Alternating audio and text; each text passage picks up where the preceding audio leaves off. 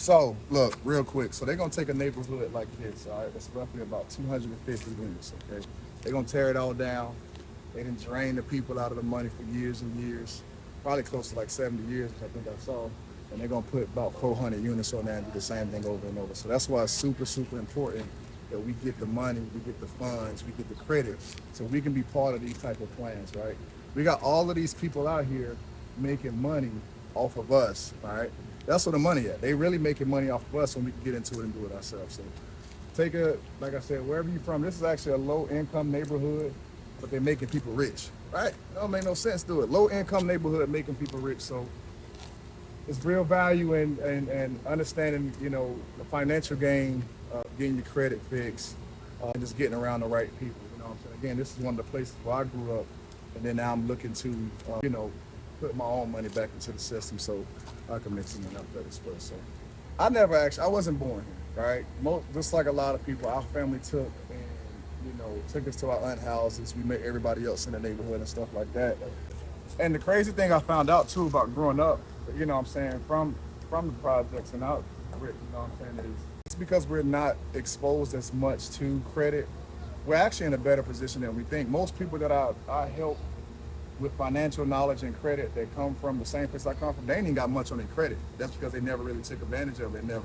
They may got one or two things like cell phone bill worth $100 and stuff like that. So we're actually in a good position to actually boost your credit and get up out of here a lot faster too. So I think growing up in areas in low income areas like this, you kind of really don't know the ceiling. Like the ceiling is right here, and there's a whole world of resources and stuff that you can take advantage of. So just a few examples of what you can do. So a lot of the homes that you want to buy are in these types of neighborhoods, all right? You want to find a house that has tall grass, boarded up windows, because those are the houses you can actually go and get equity. So let me give you an example.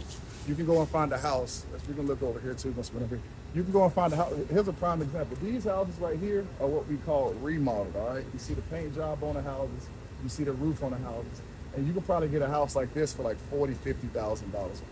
What you want to do is you want to buy a house that's similar, which there's more houses up the street, tall grass, boarded up, windows broken. Go get that for about $20,000. Go and find somebody else that can help remodel the inside for another $20,000, $25,000. And then what that does is you bring that house up to something similar to this right here. Well, this house, I guarantee, is anywhere from $75,000 to $100,000. See what I'm saying? So imagine getting credit, buying a property for $20K, getting another credit card for $50K, putting $25,000 in it to remodeling, and then you make a $100,000 house. So what you can do with that is you can pull the equity out. You now have that cash value, and you can go and just do that over and over and over and over. All right. So we don't have to be a victim of actually just living in this stuff. We can actually control this stuff and teach that and pass that information down. Also, if you look at neighborhoods like this, so what they're doing is so the city got a grant, all right? So what they're gonna do is they're gonna tear all of these apartments down, and they're gonna add more units and charge more money for it, and they basically get money for free. So imagine what the city is doing. How you doing? All right. How you doing? I know that's right. So what the city is doing is actually getting paid to kick people out, add more units, so more people, and they're gonna charge higher rent to make more money. And that's how they build their wealth. Again, they're building their wealth off of our backs. It's crazy because right over there used to be a candy house, man. And that candy house been around for a minute, man. Like, Years. she is known. I ain't gonna put a name out there, but known, all right, for being a candy. That's back when they had freeze cups. Y'all ain't even remember freeze cups, man. And the Chewies. Y'all ain't remember Chewies freeze cups and shit, man. And it's crazy because you would never imagine, man. Like, these are the type of neighborhoods, especially when I started my hauling company. Like, these are, unfortunately, the ones that bring the business because of, like we was talking about, the fucking evictions and shit. So I'll fucking just kick it off with you. How has it been, talk to me about your transition when coming in from, doing, your shit and then coming out and starting a business. Like, how did you get into it? Well, really, because my pops and I, you go back with my dad and shit, man. Right. And in between his jobs, we used to just do a lot of little junk removal in and out jobs and then for people. And so I got to thinking about it like, damn, somebody moving every single day. Yeah. People always got junk that needs to be removed and shit. I was trying to make space for new things. So I started doing my research. And I'm like, this is almost recession proof, you know, with people moving every single day. So with that being said, I'm like, well, how can I figure out how to stabilize this business where I can really make some money? Yeah. So then I started doing my research and finding out, you know, market research about competition, what they do good, what they do wrong, or whatever. So I just jumped head first, you know what I'm saying? And I think too, and I know we just talking and we can cut this stuff out. I think I can switch it that way too. I probably can ask the questions because it'll probably be, we can do it like both give and take. So Yeah. I got some real questions for you. Facts. How is it, because you're going to have people that's envying you and it's going to be your peers because they're going to be like, damn, I was doing this before you got, you know what I'm saying, got started. How do you deal with that? Like, do you notice it? Do you think people like hating on the side or like, how you dealing with that? It's different. People going to hate on the side and people going to be like looking at you and, you know, envying. Yeah. But they're going to smile in your face type thing. But, you know, at the end of the day, you just got to realize, like, we come from a crab in a barrel, like, mentality. That's where we come from. So with that being said, once you realize that shit, then it's like, okay, well, instead of looking at me like with envy, shit, look at me like and asking me questions, and I can see how we can do this shit together. You know what I'm saying? Like how we can tap into whatever you like to do, your niche or whatever, and build something that you like to do. You know what I'm saying? So that's how I just try to reverse the transit, like, you know what I'm saying, and just take the envy and just. What would you say right now, being a new business owner? What do you think you need help with? And I say that because a lot of us, if we knew what we needed help with, we would just start doing it, especially being a business owner. You know what I'm saying? Like it's kind of, it's like going to the gym. Like if I need to, that's the whole reason I started doing legs. I ain't do legs. I'm 35. I started doing legs when I was 32. Yeah, but I had to. You know what I'm saying? It was one of them things I faced. I'm like, what am I running for? So like, what do you think you need help with? And definitely the way the technology is changing and evolving, I definitely want to get some help with learning how, because they always say work smarter, not harder. Right. And technology and being able to automate your business in a way where you don't have to put so much legwork in you, like AI. AI is advancing so crazy. I definitely want to be able to learn how to tap into the AI and the new technologies to help automate my business. Also, bookkeeping. People wouldn't even realize how important the bookkeeping is. And why do you think bookkeeping? What is the biggest thing with you in bookkeeping? Because, man, like once, like whatever business you in, like I do moving and junk removal. So once it started picking up, it's easier to lose track of everything you need to. All that small shit. Yeah, all the small shit. The expenses and everything. Marketing, creating the flyer. Yeah, everything. So what I like to do is I call that minimum wage activities. And the best thing I can tell you to do is, and it's going to be fast, especially if you're already making money, go and hire somebody fast. Hire somebody to do and hire. Yeah, I would say hire somebody you know, but that's always the worst decision unless they really want to, for real. But like all that stuff that you can do, the marketing, creating the flyers, creating the emails, bookkeeping, man, go find somebody to do that for you so you can focus on doing whatever makes you the most money. Makes me the most money. Because that opportunity cost is exactly opportunity. I'm losing opportunity cost and shit because I'm doing this when I could be growing the business, you know. Right. For real. Like it ain't like no label. Like, hey, I'm going, because a lot of, like we was talking about with the boards and all the yeah. A lot of that shit is just politics and title. But who's really going in and saying, all right, homie, let's go get this job done for whatever you paying them? You know what I'm saying? Like the community starts with us and starts with our family and friends and starts with our peers and shit first. So that's like when I first started, that's one of the biggest reasons why I even came back. Like, hey, I got jobs. Come to the truck, come up here. I got to work. I'm the source with the work now. You know what I'm saying? So ain't no better, you know, like service to people than actually giving them opportunities. For real. So that's a big one. And also too, man, just knowledge, man. Like I know. See, I like the way you don't gatekeep. You're gonna make sure that with the knowledge that you have, just get that shit out. Just get that shit out. Because it's man, the world is like a yin and yang, man. And everybody always say what you put out is comes back, and that shit real. It's like, real. You know what I'm saying? Once you start giving out information and shit helpful, and it don't even come back the same way, but it comes back. You know what I'm saying? Like I used to have, and I need to get back to it. I start the day out. I used to do all that. You know how people do, say the shit, believe it, but you got to take action. Once I started making my actions like very intentional of helping somebody, I can be going out helping somebody move or something. Somebody will call me back about a real estate opportunity or something. It's just the world. It's the way the universe works. Like, it ain't gonna be one of those things where he's like, I'm gonna give X amount of people money and I'm expecting to get X amount of people back. You can give X amount of people money, and then you get the courage and energy to open up the Bible. You know what I'm saying? So something inspires you to open up the Bible. You know what I'm saying? So that type of shit. And that's definitely true. And like the motivation, like that's it. Like people don't realize how motivational a motherfucker can be. That okay, we grew up this person. We see this person doing good. Like with GP Visuals.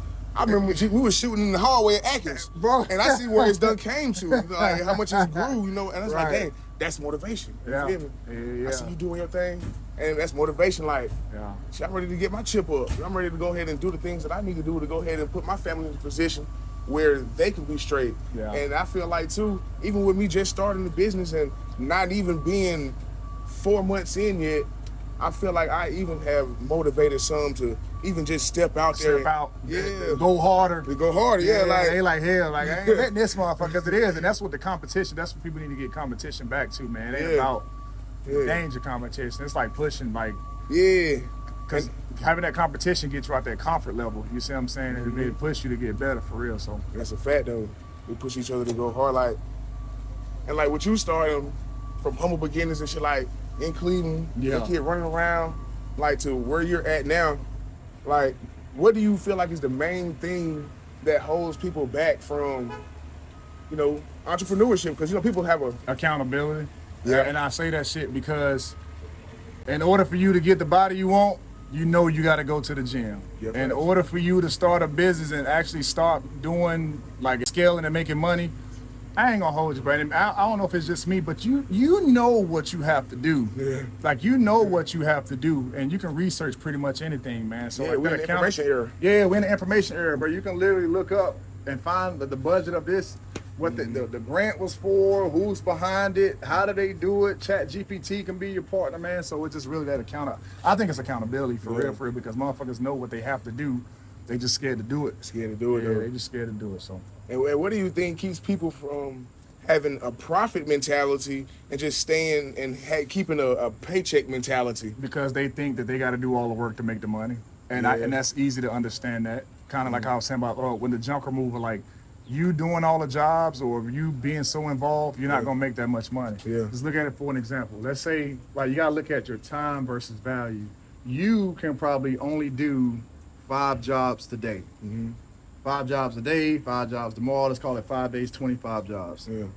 If us 4 right here took 5 of those jobs and you still did your 5, that's now 25 jobs a day. You still get all your jobs if you want to still work. You pay them 50% and you get now a piece of everybody pie right there. That's what people understand. But people don't want to collaborate because they think they have to be so involved to make all the money and honestly, bro, like just pay somebody to do the shit, bro. Like for real, because you get to touch more people.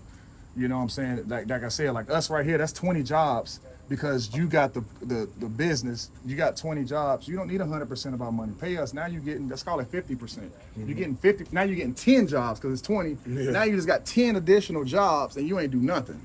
You go and show somebody else how to do it. You go and show another group of people how to do it, bro. So people get stuck. And the thing is, too, you got to start like that early. Because what happens is people start doing it and then they can't get out of it because in order for them to scale, they got to take a break, but they used to a certain amount of things every day. So I always say start from the beginning paying people. Start early because you a business owner and you're going to be a good business owner from the start. Like you know what I'm saying? You got to operate it like that because you're going to look around. Everybody that got a landscaping job, they're actually doing the landscaping. Everybody that got junk removal, they actually doing the shit. Jeff Bezos ain't doing that. I ain't gonna lie, bro. I envy that shit every time I see a post of him laughing and they show how much money come out just by him laughing. That shit like million. They ain't doing that shit. He ain't slaving over no boxes. That ain't the game, man. For real. So, but what you gonna learn is too. Another thing too, everybody always scared of getting scammed, ripped off. That's gonna happen. That's gonna happen. We're just talking about the scams. That shit gonna happen. Yeah, man. I'm even talking about people close to you. They like wanna you'll be going to put somebody on, and while you got them out there doing their job, they're gonna be trying to market and seeing what else they can do on your after you to help them out. That's part of it though. So you'll learn how to filter them out. So true. You're gonna get scammed. You're gonna get ripped off. That's just part of finding the good people to do business with. Part of the game. Part of the game. Yeah. Okay, bet. Yeah, and I had seen about the master's class, man. Like, what would all be included in the master class, and like, How does that work? You know what I'm saying? So I got a master class that's actually going to show business owners how to add a funding company to their business. So people that service business owners, mostly service business owners that work with other contractors or people. Yeah. If you're working with them, you can show them how to get funding to come buy your service. I know you're saying you got a clothing business. Yeah. Imagine you becoming the supplier, right? Yeah. And you getting the person that's buying from you the funding so they can actually buy from you. Mm-hmm. So I got a course that I'll be running that's going to show people exactly how to fix their credit, what banks to go to, what to apply for, and actually get funded on the spot.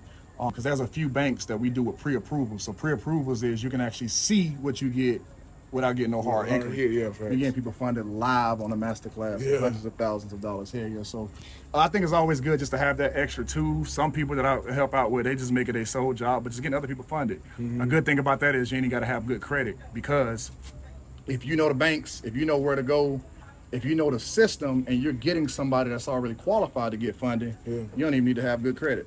Okay, yeah, that makes sense. So though. you make tens of thousands of dollars just by qualifying people. We almost lost somebody on the side. Yeah, that makes sense though. Like, Yep. because credit is king. Credit is king. Now, I say credit queen. We just talked about it yesterday. Cash is king, credit is queen, man. You got a chess piece of this chess game. Go for real. Yeah, bro. Like, you need that's cash, the most important piece. but you need credit, man. For real, for real. So, like I said, that master class, I'm going to drop the link for that. But like I said, it's going to be a done-for-you system. So, literally, all you got to do, like, is just look at it, read it, and say, all right, who has 700 credit score, 650 credit score, who has a business? I'm going to get you $100,000 in funding. Facts though. Get that 10%, 10K. Can't beat that. Can't beat that though. 10K. So